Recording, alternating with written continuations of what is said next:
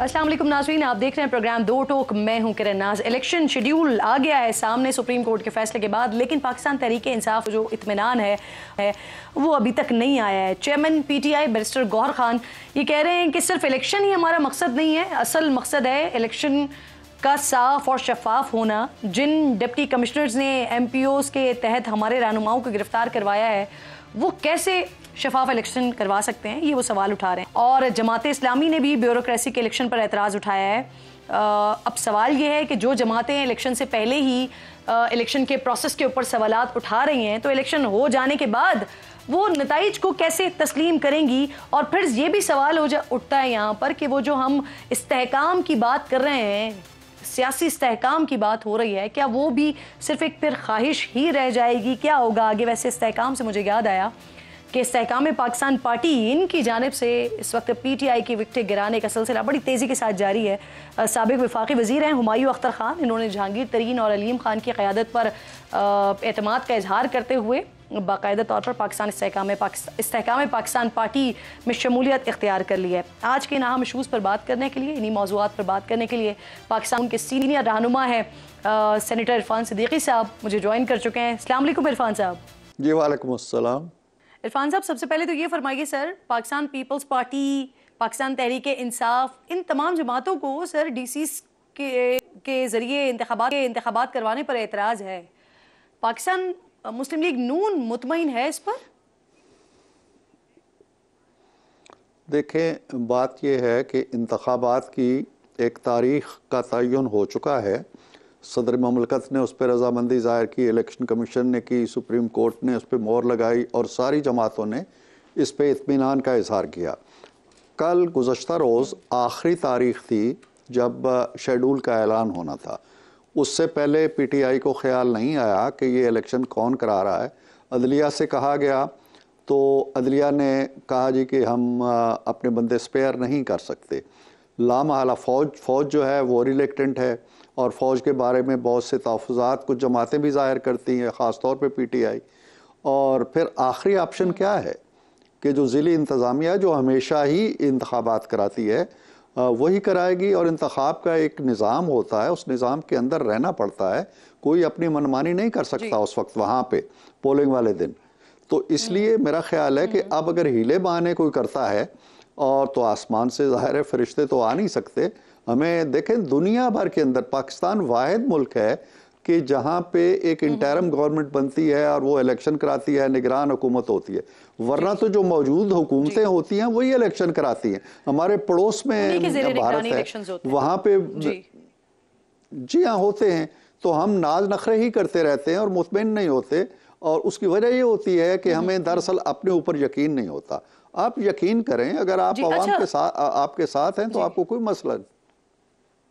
इरफान साहब, वैसे अगर आप उनके रीजंस देखते हैं तो वो थोड़े से वैलिड भी नजर आते हैं। अब तहरीक इंसाफ के एतराज़ात जो हैं वो ये हैं कि इंतजामिया उनके साथ अच्छा सलूक नहीं कर रही है, अदालतें उनको रिहा करती हैं, डीसीज उन्हें गिरफ्तार करवा देते हैं।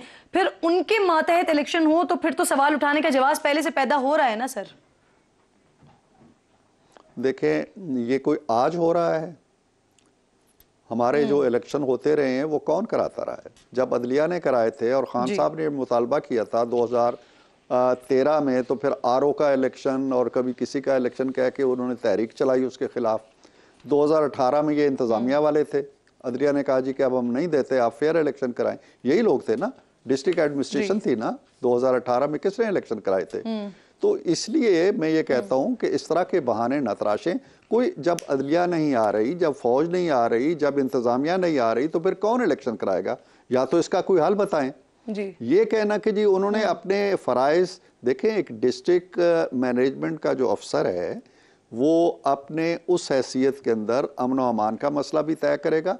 जब उसको कोई और फरीज़ा सौंपा जाएगा तो हम तवक्को रखते हैं कि वो ईमानदारी के साथ वो फरीज़ा भी सर अंजाम देगा। ये कोई दलील तावील नहीं है। और जवाज़ ये है कि जी हमें ये बेईमानी हो जाएगी, तो फिर कोई हल बता दें कि जी हम पीटीआई के जो वर्कर्स हैं उनको बिठा दें पोलिंग स्टेशनों पे, क्या करें हम? अच्छा इरफान साहब, ये मरियम साहिबा के हवाले से फाइनल हो गया है या ये भी अभी पेंडिंग में है? क्योंकि जब पंजाब में इलेक्शंस हुए थे तो उस वक्त तो वो सर उन्होंने 4 हलकों से कागजात नामजदगी जमा करवाए थे, तो इस बार भी उन्हीं हलकों से लड़ने का इरादा है या कौमी असम्बली की तरफ भी आएंगी? जी, वो कौमी असम्बली की तरफ भी यकीनन आएंगी और इसका भी इम्कान है कि वो सूबाई असम्बली के भी 1 या 2 हलकों से लड़े। इस दफ़ा उन्होंने पूरी संजीदगी के साथ कि उनका पहला इलेक्शन होगा जो वो लड़ने जा रही हैं इंशाल्लाह। ठीक ठीक है। अच्छा, आप कह रहे हैं कि कौमी असम्बली से भी और सूबाई असम्बली से, दोनों तरफ से आप कह रहे हैं कि उनका वो लड़ सकते हैं इलेक्शन। सर ये फरमाइए, सुप्रीम कोर्ट के फैसले के बाद इलेक्शन प्रोग्राम आ गया, लेकिन सर नून लीग का मैनिफेस्टो, नून लीग का बयानिया, ये क्या होगा ये तय नहीं हो सका। पहले आप लोगों ने कहा हम तरक्की के बयानिए के साथ मैदान में जाएंगे, फिर अचानक से मियां साहब ने एहतिसाब की बात शुरू कर दी। सर इस तब्दीली की कोई खास वजह है बैकग्राउंड में? देखिए, मुझे थोड़ी सी हैरत भी होती है और किसी कदर अफसोस भी होता है कि जब इतनी वजाहत के साथ चीज़ें कही जा रही हों और ख़ुद नवाज शरीफ साहब की ज़ुबान से कही जा रही हों, आप मीनार पाकिस्तान की तकरीर से लेके गुज़श्ता रोज़ जो उन्होंने ख़िताब किया उस तक आ जाइए, तो उनका नैरेटिव बड़ा वाज़ेह है। 2 चीज़ें आपको नज़र आएंगी। एक चीज़ वो ये कहते हैं जिसको वो वोट को इज़्ज़त दो का नारा कहते रहे, अब भी वो कहते हैं कि इलेक्शन फेयर हों, जो हुकूमत बने उसको बालादस्ती हासिल हो और जो पार्लियामेंट की है वो सुप्रीमेसी हो, कॉन्स्टिट्यूशन की बालादस्ती हो, कानून की बालादस्ती हो और इलेक्टेड गवर्नमेंट्स को अपनी पॉलिसियाँ खुद वज़ा करने की और उन पे अमल दरामद कराने की पूरी छुट्टी खुली छूट होनी चाहिए। ये वो कहते हैं, यही है वोट को इज्जत दो। तो ये अपनी जगह है। दूसरा बयानिया जिसका नाम नवाज शरीफ है, वो अगर आप 90 से लेके 2017 तक आ जाएं, 28 जुलाई तक, तो एक ही बयानिया है कि वो इंफ्रास्ट्रक्चर की तामीर करते हैं, तरक्की की तरफ जाते हैं, फॉरवर्ड लुकिंग है। वो फाइबर ऑप्टिक्स उस वक्त लेके आए जब किसी को तसव्वुर ही नहीं था। इरफान साहब ji, sorry to interrupt you sir, लेकिन वो जो वोट को इज्जत दो वाला नारा था, उसके बाद मियां साहब ने ये भी कहना शुरू किया कि एहतसाब की बात भी उन्होंने की और उन्होंने ये भी कहना शुरू किया कि जिन लोगों ने मुझे निकाला उनका एहतसाब होना चाहिए। सर जब मियां साहब लंदन में मौजूद थे उस वक्त उन्होंने कहा कि अब मिट्टी पाव नहीं होगा, अब एहतसाब होगा, लेकिन जब वो मीनारे पाकिस्तान पर आए तब उन्होंने आगे बढ़ने की बात की। फिर उसके बाद गुज़िश्ता 3 तकरीरों में वो दोबारा एहतसाब की बात कर रहे हैं। तो सर मैं उस हवाले से आपसे पूछ रही हूँ कि ये अचानक तब्दीली आई है, ये क्यों आई है? जी मैं वजाहत कर रहा हूँ, अगर आप मुझे टाइम दें थोड़ा सा, कि कोई तब्दीली नहीं आई। जी सर। अगर वो वहाँ कहते थे कि मिट्टी नहीं डाली जा सकती और वो यहाँ आके कहते हैं कि वो चेहरे ज़रूर बेनकाब होने चाहिए, तो कहाँ तजाद आया है या कहाँ तब्दीली आई है?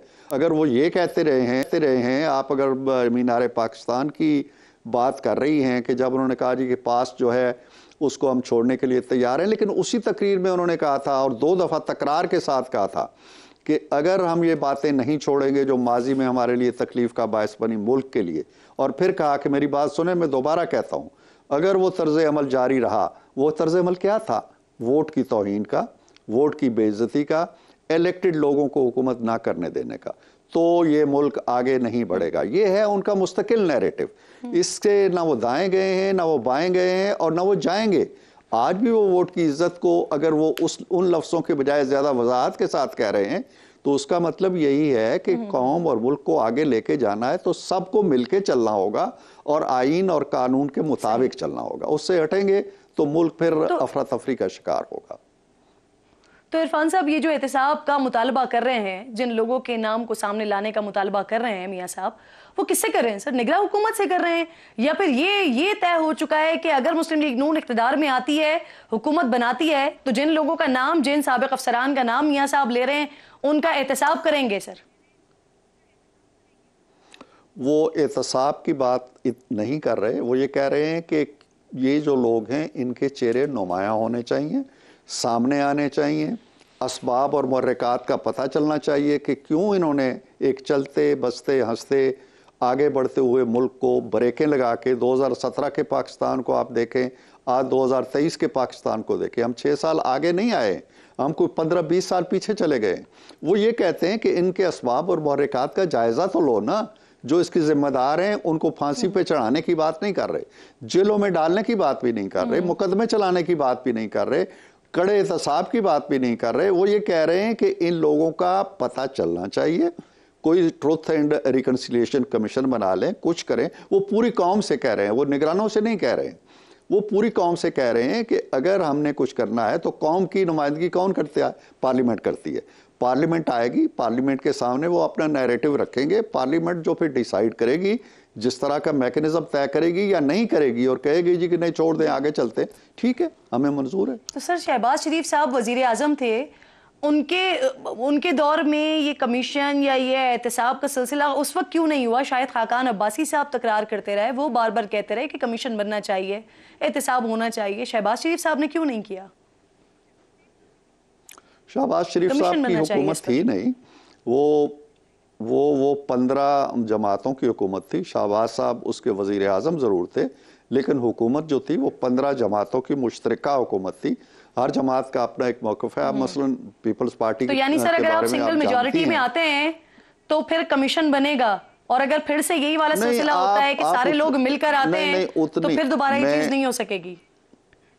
जी सर, मैं आपसे अर्ज कर चुका हूं, आप उसी सवाल को रिपीट कर रही हैं। इससे पहले मैंने आपको बता दिया कि ये हमारा मौक़िफ़ है। हम पार्लियामेंट में आएंगे, पार्लियामेंट अवाम की नुमाइंदगी करेगी, पार्लियामेंट क्या रास्ता चुनती है हम उसके मुताबिक चलेंगे। मैं ये कह चुका हूं, मैं फिर दोहरा रहा हूं आपको, ताकि आप पे बात वाज़ेह हो जाए। हम कोई तलवार लेकर और कोई तोप और बंदूकें लेके मैदान में नहीं निकल रहे हैं, ये हमारा वतीरा नहीं रहा है। हम मुल्क को आगे लेके जाना चाहते हैं, लेकिन आगे ले जाने में जो रुकावटें फिर पेश आ सकती हैं उनका सद्देबाब करना चाहते हैं, बस। दुरुस्त दुरुस्त सर, जनरल बाजवा से, जनरल फैज से मियाँ साहब को जो शिकायत रही, जो शिकवे रहे, वो सुनते रहे हम, बार बार बात होती थी। लेकिन अभी पिछली तकरीर में मियाँ साहब ने जनरल राहील शरीफ के हवाले से भी बात की है, और बाकायदा सवाल उन्होंने किया है कि मैंने उनके खिलाफ क्या साजिश की थी। तो सर, क्या मियाँ साहब को जनरल राहील शरीफ से भी कोई शिकवा, कोई शिकायत है, और है तो क्या है इरफान साहब? ऐसे किरण के जो राहील शरीफ साहब से मियाँ साहब को तो कोई ज़ाती शिकायत नहीं थी, लेकिन राहील शरीफ साहब को 2-3 शिकायतें थी जिनकी वजह से तलखी बढ़ती चली गई। पहली तो ये थी कि आप मुशर्रफ पे मुकदमा ना चलाएं, लेकिन वो एक फ़ैसला था, हुकूमत का भी फ़ैसला था, अदलिया का भी हुक्म था, और नवाज शरीफ ख़ुद भी कौम से वादा कर चुके थे, लिहाजा वो मुकदमा चला और वो तलखी का बायस बना। राहील शरीफ बहुत करीबी साथी थे परवेज़ मुशर्रफ के, और वो उसका हक़ भी अदा करना चाहते थे, लिहाजा वहाँ से एक तलखी का सिलसिला शुरू हुआ। ये तलखी फिर बहुत, जब मुशर्रफ साहब चले गए यहाँ से, तो फिर ख्याल किया जाता था कि शायद अब ये तलखी ख़त्म हो जाएगी, लेकिन फिर एक नया चैप्टर खुल गया। वो चैप्टर ये था कि वो चाहते थे कि उन्हें एक्सटेंशन मिले, तौसी की जाए उनकी मुद्दत मुलाजमत में, जो नवाज शरीफ इस पर राज़ी नहीं थे। फिर उन्होंने ख़ुद भी 1-2 दफ़ा मियाँ साहब से कहा कि जी मुझे तौसी दे दी जाए, उसके लिए कुछ फार्मूले वो ख़ुद तैयार करके भी लाए हुए थे, लेकिन वो फिर भी ना माने। फिर ये पेशकश भी उन्होंने की कि अगर आप मुझे तौसी दे देते हैं तो ये पानामा का मामला जो है वो एक दिन में हम ठप कर देंगे। मियाँ साहब ने कहा जी कि ये मैं भुगत लूँगा, लेकिन मैं तौसी नहीं दे सकता। तो दूसरी टेंशन ये रही थी। इसके बाद फिर उन्होंने पानामा के मामले को उठाया, फिर डॉन लीक्स उन्हीं के दौर में हुई। तो ये सारा कुछ इधर से हुआ, मियाँ साहब की तरफ से कुछ नहीं हुआ। इरफान साहब, आप हमेशा, आई एम ग्लैड सर कि आप जब भी आते हैं शो पर तो आप बड़ा खुलकर बात करते हैं। सर, आप कह रहे हैं हकीकत नहीं थी, तो ये डॉन लीक्स की असल कहानी क्या थी सर? मियाँ साहब ने फिर अपने लोग क्यों हटाए थे? लोग, ये बहुत अच्छा सवाल किया आपने, और ये मैं जितना थीसिस आपको पिछले 10-15 मिनट से बयान कर रहा हूँ उसकी तौसीक करेगी ये बात। मियाँ साहब ने क्यों किया? इसलिए कि मियाँ साहब तसादुम नहीं चाहते थे, मियाँ साहब लड़ाई नहीं चाहते थे। मियाँ साहब ने कहा चले मैं अपने दोस्त की, परवेज़ रशीद की कुर्बानी दे देता हूँ, मामला ठीक हो जाएगा। नहीं हुआ मामला, हालांकि गारंटी दी गई थी उन्हें कि जी ये कर दें तो फिर ये चैप्टर क्लोज़ हो गया डॉन लीक्स का। जब वो कर दिया तो कहा जी कि नहीं चैप्टर तो नहीं क्लोज़ हुआ, अभी आप तारिक फातमी को भी निकालें। वो कर दिया, फिर कहने लगे जी राव तहसीन के खिलाफ भी कार्रवाई करें, वो भी हो गई। फिर कहने लगे जी कि अज़हर अब्बास और दूसरे जो सहाफ़ी थे जिनसे ये मामला मंसूब किया, सिर अल मायदा, इनके खिलाफ भी कार्रवाई करें। मियाँ साहब ने कहा मैं कैसे कर सकता हूँ, मैं इनका मामला इनकी तंजीमों को दे देता हूँ, वो देख ले। ये सारा कुछ हो गया, लेकिन इसके बावजूद वो ट्वीट वहीं का वही रहा। 10 दिन के बाद जब मियाँ साहब ने अपने रुफ़का की एक मीटिंग बुलाई, मैं भी था उसके अंदर, और उन्होंने सख्ती के साथ कहा जी कि मैं इन हालात में मुलाजमत नहीं कर सकता। डॉन लीक्स क्या थी? अगर वो जो कुछ अखबार में छपा, पहले तो ये तय नहीं हुआ कि किसने छपा, कौन इसका मुहर्रिक था, कहाँ से ये खबर आई, अभी तक तय नहीं किया गया। चले अगर आ गई, उसमें कोई ऐसी अनहोनी बात नहीं थी। मियाँ साहब खुले बंदों भी कहते रहते हैं कि ये जो गैर रियासती अनासर हैं पाकिस्तान के लिए मसाइल पैदा करते हैं, एजेंसियों को साथ नहीं देना चाहिए इनका, ये वो खुले बंदों कहते रहते हैं। यही बातें उसमें आई थी, लेकिन बहरहाल उसे एक स्कैंडल बनाया गया और फिर उस स्कैंडल के ज़रिए 3-4 अफराद को निकाला गया। मियाँ साहब ने क्यों निकाला? इसलिए कि तसादुम टल जाए, इसलिए कि सॉरी लड़ाई आगे ना बढ़े। लेकिन वो बढ़ती चली गई। क्यों बढ़ती चली गई? इसलिए कि राहील शरीफ साहब दबाव में रखना चाहते थे पीएम को, आखिरी लम्हे तक दबाव में रखा कि शायद कहीं से हम एक्सट्रैक्ट कर लें एक्सटेंशन अपनी, लेकिन वो नहीं हो सकी। तो ये असबाब थे। इरफान साहब, आपने भी अपनी गुफ्तगू में कहा कि खबर लगना ये कोई बड़ी बात नहीं है। तो सर, जिस वक्त मियाँ साहब कार्रवाई कर रहे थे, अपने लोगों को हटा रहे थे, उस वक्त भी यही थॉट प्रोसेस था सर कि ये कोई बड़ी बात नहीं है, लेकिन क्योंकि तसादुम नहीं चाहते इस वजह से अपने लोगों को हटा रहे हैं? वो अगले दिन हमारी मीटिंग हुई, हमने उसका जायजा लिया कि इसमें ऐसी क्या कौन सी बात है या ऐसा कौन सा कौमी राज हमने फाश कर दिया है। ऐसी कोई बात नहीं थी। लेकिन वो जो कहते हैं ना कि एक टेंशन को ख़त्म करने के लिए हमारे जो 8-10 उनकी एक कोर कमेटी कह लें, उसमें अक्सरियत की राय यही थी जी कि देखिए प्राइम मिनिस्टर, हम अगर ये करेंगे तो मामला तूल पकड़ेगा। आप फॉरेन इन्वेस्टमेंट ला रहे हैं, आप बिजली के कारखाने लगा रहे हैं, आपकी तवज्जो लोड शेडिंग के खात्मे पे है, दहशतगर्दी के खात्मे पे है, आप अपने गोल से हट जाएंगे। लिहाजा वो कहते हैं।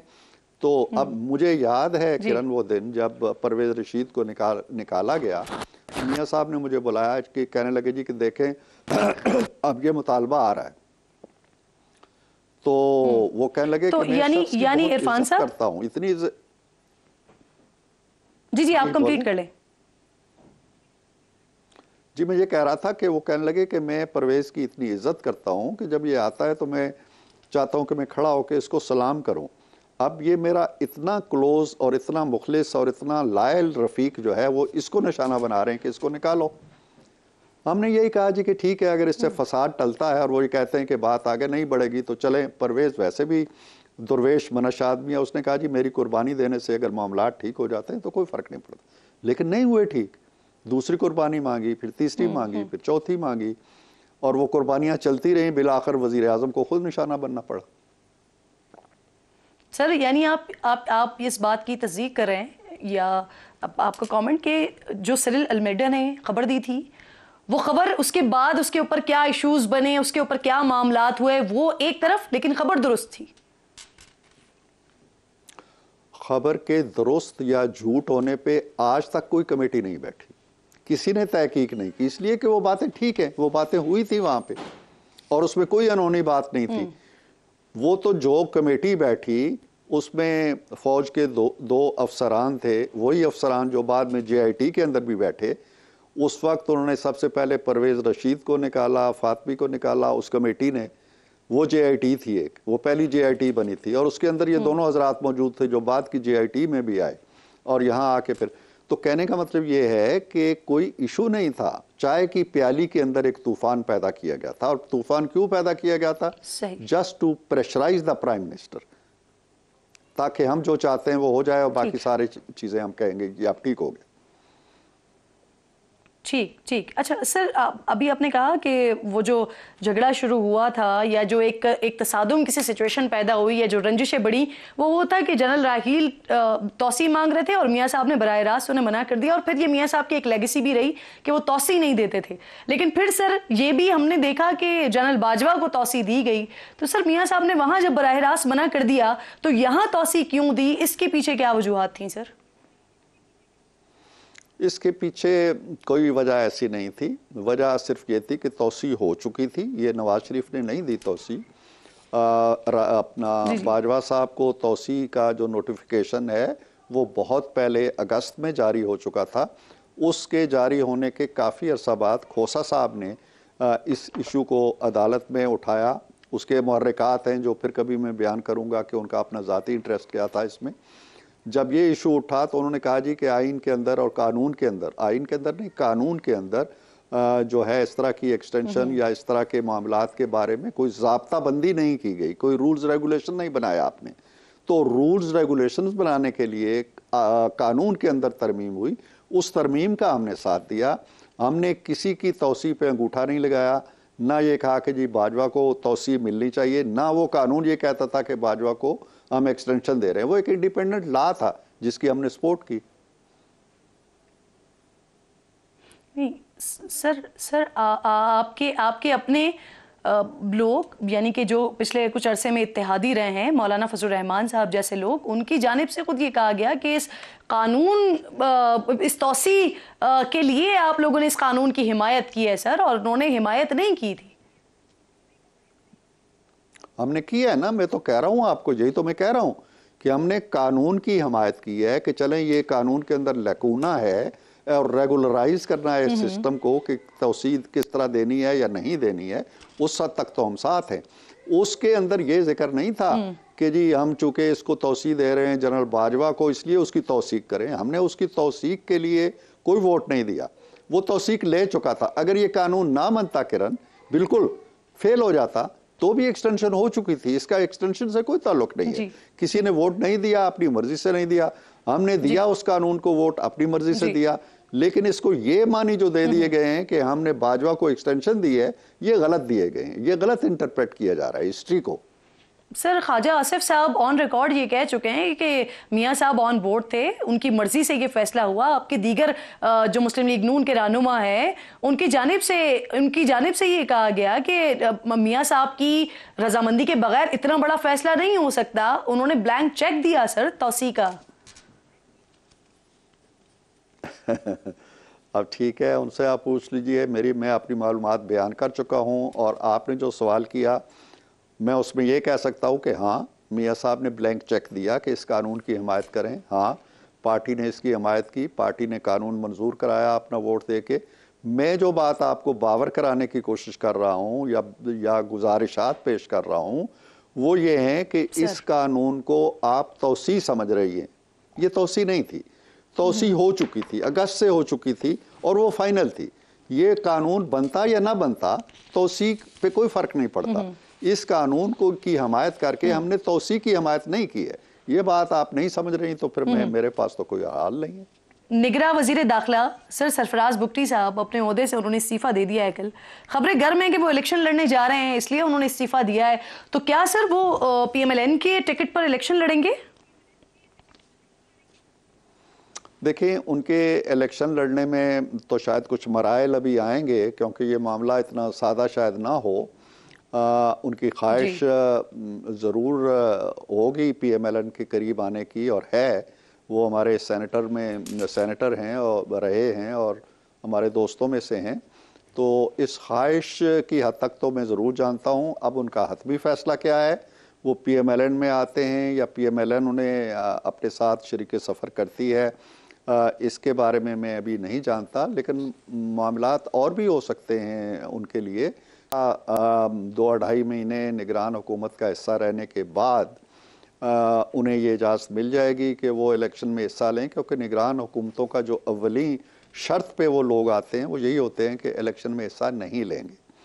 तो अब हो सकता है कि चूँकि वो शेड्यूल से पहले मुस्ताफ़ी हो गए हैं, तो उन पे ये कानून आता है या नहीं आता है, ये कि लीगल क्वेश्चन ज़रूर पैदा होगा। और अगर सर वो चाहते हैं कि पीएमएलएन में आए और अगर कोई लीगल इशू भी नहीं होता है, तो फिर पीएमएलएन उन्हें टिकट देगी सर? टिकट देना तो मैं अभी, चूंकि मैं उस फोरम का हिस्सा नहीं हूं, उस बॉडी का जो टिकट दे रही है, लेकिन मैं ये ज़रूर कहता हूं कि उनको वेलकम कहने में हमें कोई वो हर्ज नहीं है। हमें कोई वो उनका अच्छा रोल रहा है, सेनेट के अंदर भी अच्छा रहा है, वज़ीर दाखिला के तौर पे भी उन्होंने ठीक काम किया है, और उन जैसे लोगों का हमारे साथ आना, उस पर हमें कोई एतराज़ नहीं होगा। टिकट देना ना देना, ये पता नहीं वो जो बॉडी है वो क्या फैसला करती है। Irfan Siddiqui sahab, always pleasure to have you in my show. Thank you so much, शुक्रिया आपका, आप साथ मौजूद थे। एक छोटा सा ब्रेक लीजिए, ब्रेक के बाद वापस आते हैं। तो अली मोहम्मद खान साहब, क्योंकि इलेक्शन शेड्यूल तो आया है लेकिन पीटीआई को इत्मीनान नहीं आया है, इत्मीनान कैसे आएगा, बात करेंगे उनसे ब्रेक के बाद।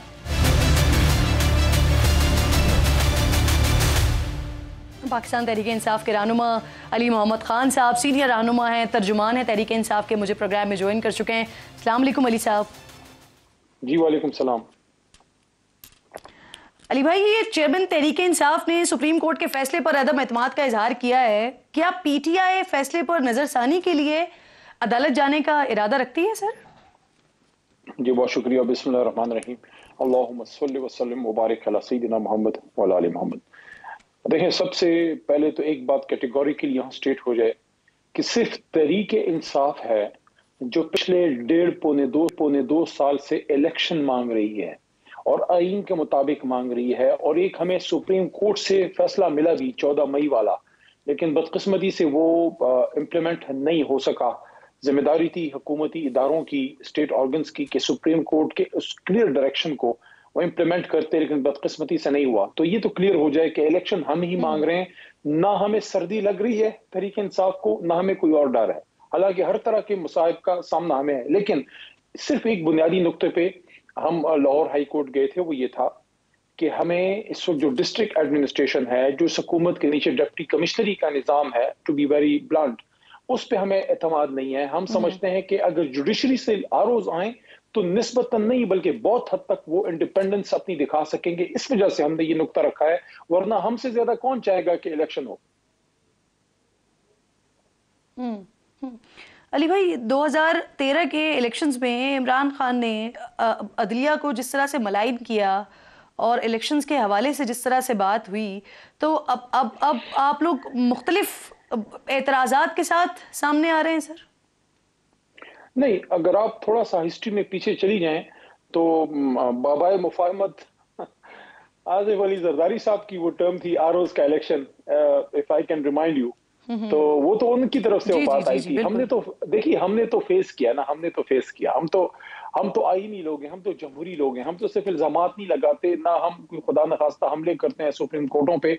हम तो आईन के मुताबिक पिटिशनें डाल के फिर जो है अपनी आईनी जंग लड़ते हैं। और आपको याद होगा, उस पर हमने 126 दिन एक पुरअमन धरना दिया, और जब हमारी इस्तदा सुनी गई तो एक जुडिशल कमीशन बना, इंक्वायरी कमीशन, और उस पर बड़ी डिटेल डिस्कशन हुई और लार्जली ये बात एक्सेप्ट की गई कि लार्जली जो है अली साहब, आप लोगों ने अदालतों के लिए शर्मनाक का वर्ड इस्तेमाल किया था सर, जिस पर आप लोग को नोटिस हुआ था, फिर आप लोग को इस पर माफी भी मांगनी पड़ी थी। उस वक्त अदालत पर एतराजात थे, मामलात थे। इस वक्त आरओज पर एतराजात हैं, ब्यूरोक्रेसी पर एतराजात हैं। तो सर फिर इलेक्शन कौन करवाए? आपको डीसीज पर एतराज है, तो अब इलेक्शन करवाए कौन सर? देखिए, आपकी बात में वजन है। आपने जो नुक्ता रखा है वो बड़ा बुनियादी नुक्ता है, जिसका जवाब हमारी तरफ से आना चाहिए।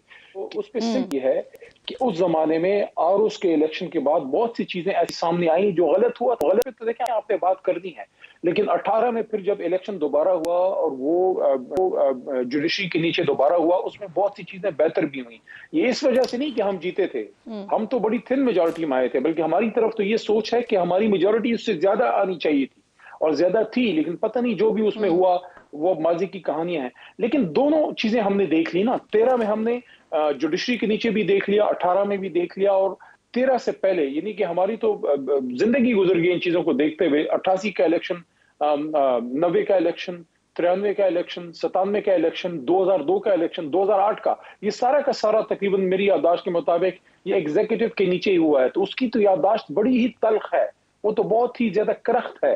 तो इस वजह से अगर आप दोनों को जक्स्टा पोजीशन में रखें, तकाबली जायजा करें, तो आरओज का भी कोई परफेक्ट नहीं था, लेकिन इससे वो बहुत बेहतर है। इसलिए हम ये समझते हैं कि निस्बतन आपको वहां एक कुशन मिल जाता है कि यार चलो, जुडिशरी है, एक इंडिपेंडेंट इदारा है, किसी हद तक वो आजादी से कर सकेगा। लेकिन ये लोग तो देखें हमारे साथ जो हुआ है, जो हम जैसे लोगों के साथ 7-7, 8-8, 10-10, 12-12 मरतबा गिरफ्तारियां हुई हैं, तो ये किसने की हैं? इन्हीं साहिबान ने की हैं।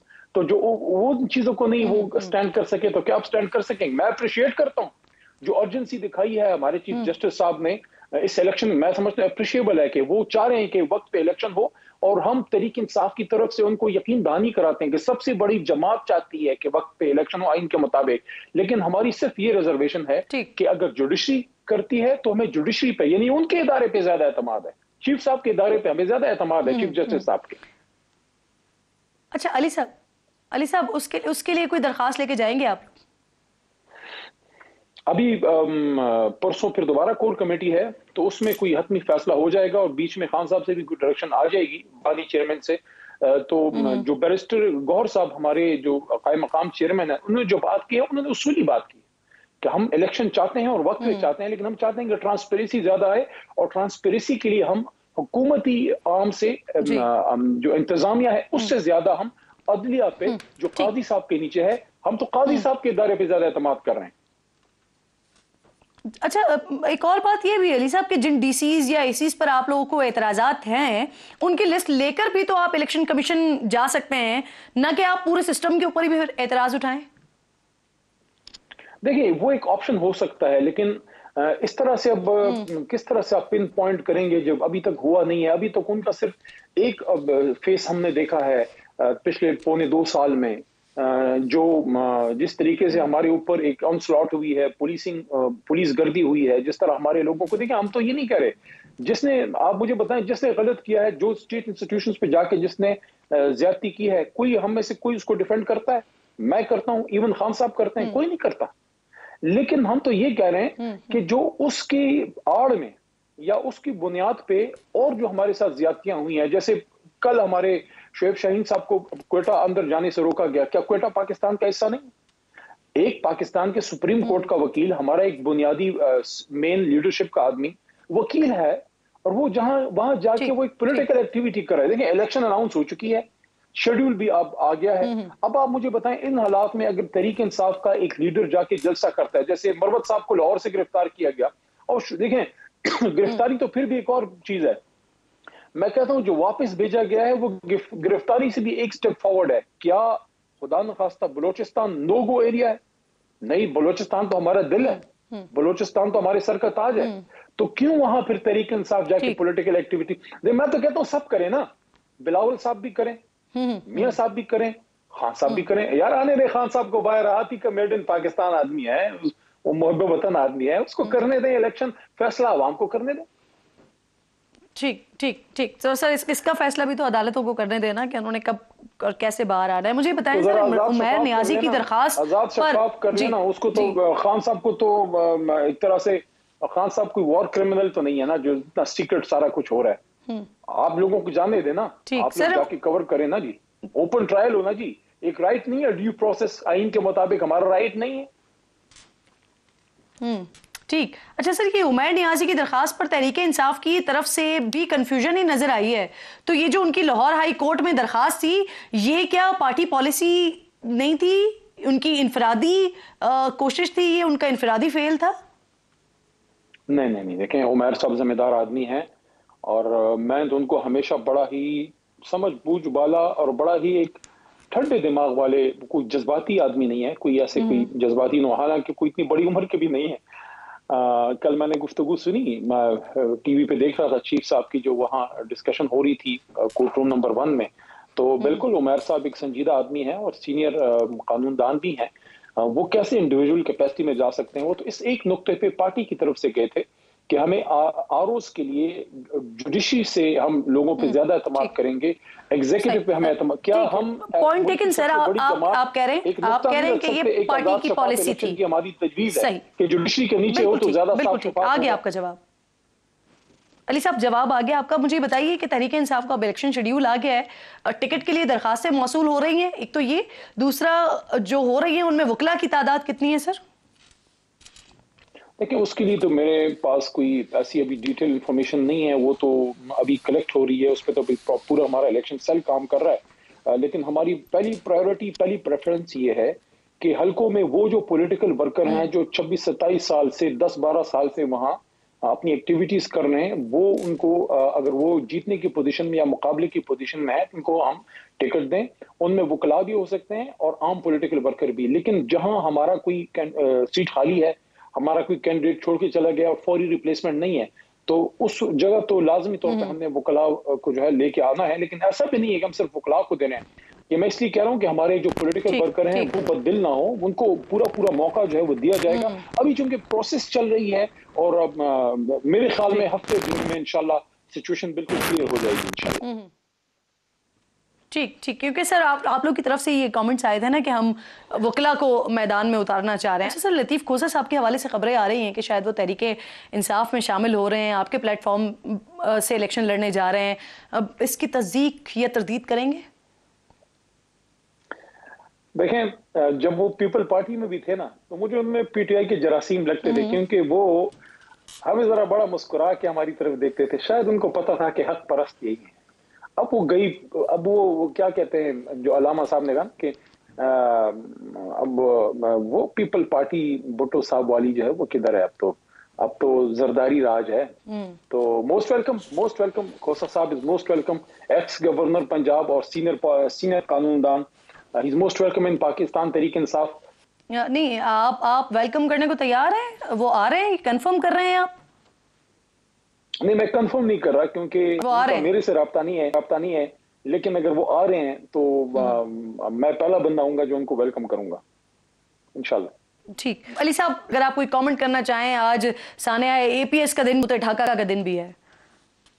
देखें, जब सानिया एपीएस हुआ था, मैं अपने वालिद की फौतगी पे इतना नहीं रोया था, आंखों से जितना आंसू उन बच्चों के लिए गए थे। और मैं शायर तो नहीं, लेकिन कभी कभी लिखता हूँ, तो उन दिनों मैंने कुछ लिखा भी था कि नन्हे शहीदों ने आखिरी बार जब अपनी माँ को पुकारा होगा, अल्लाह तेरा अर्श भी तो रोया होगा। तो एक वो दिन हमारी जिंदगी का बहुत अफसोस वाला दिन था।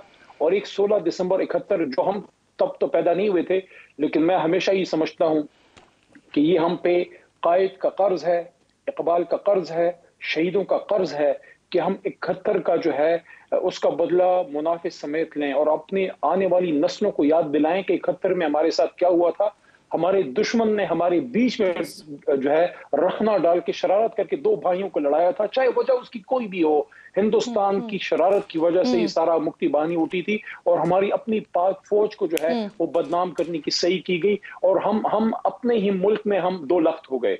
तो वो कभी भी हम नहीं भूलेंगे और हमने ऐद करना है आज 16 दिसंबर के दिन कि हमने अपने मुल्क को इतना मजबूत करना है कि कोई दुश्मन हमारी तरफ मैली आंख से ना देख सके, और ना दोबारा, खुदा ना खास्ता, अल्लाह ना करे कि हमें दोबारा इस तरह का कोई सानिया देखना पड़े।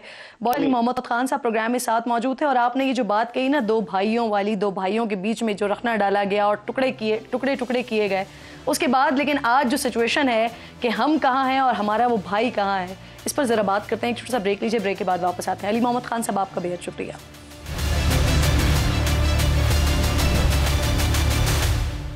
प्रोग्राम में एक बार फिर आपको खुशामदीद कहती हूँ नाज़रीन। 16 दिसंबर पाकिस्तान की तारीख का स्याह तरीन दिन है।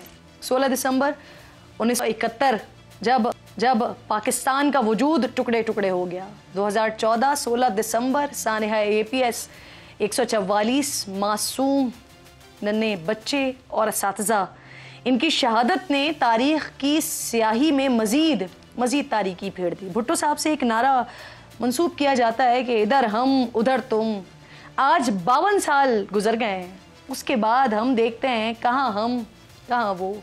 मेरी टीम ने कुछ डिटेल्स निकाली हैं, शेयर करती हूँ आपके साथ। बांग्लादेश बना तो वहाँ माशी तरक्की की जो शरह थी वो -13 थी और उस वक्त पाकिस्तान की जो तरक्की की रफ्तार थी वो 1% पर थी। लेकिन आज 2023 में पाकिस्तान 0.29% पर है और बांग्लादेश तकरीबन 6% पर है।